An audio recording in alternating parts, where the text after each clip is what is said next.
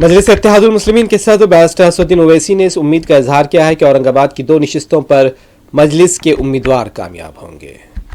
औरंगाबाद में इंतखाबी मुहिम के दौरान मीडिया से बात करते हुए बैरिस्टर ओवैसी ने बताया कि औरंगाबाद के कई मसाइल हैं और मजलिस के उम्मीदवार मुंतखब होने के बाद इन मसाइल की यकसुई को यकीनी बनाएंगे। बैरिस्टर ओवैसी ने कहा कि मजलिस के उम्मीदवार कामयाब होने पर असम्बली में मरहटा तहफ़्फ़ुज़ात का भी मुतालबा करेंगे।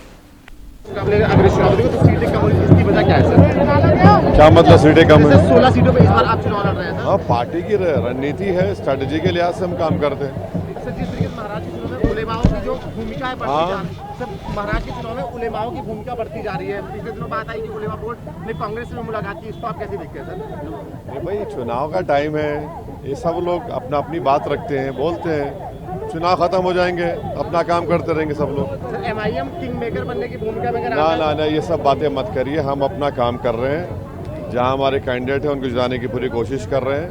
ये जनता के हाथ में, अल्लाह के हाथ में, अल्लाह फैसला करेगा, अच्छा करेगा इंशाल्लाह। हमने देखा औरंगाबाद के जो जहाज लड़ रहे हैं जलील साहब, इनके बारे में आप चाहे जहाँ जाते हैं वहाँ बात करते हैं, तो कितनी उम्मीद इनको आपसे है, इनको यहाँ पे? नहीं, बराबर इंशाल्लाह ताला औरंगाबाद की दोनों सीटों पर मजलिस के दोनों उम्मीदवार यहाँ से कामयाब होंगे, आमदार बनकर। यहाँ के शहर की जनता की जो मसाइल हैं, सबसे बड़ा पीने का पानी का मसला है। यहाँ पर गरीबों के पास घर नहीं है, रोड का प्रॉब्लम है, ड्रेनेज का प्रॉब्लम है। यहाँ का टेक्सटाइल पार्क उठाकर अमरावती भेज दिया गया है। तो ऐसे बहुत बड़े मुद्दे हैं। मराठा रिजर्वेशन है, ये दोनों जीतेंगे तो विधानसभा में जाकर मराठा रिजर्वेशन के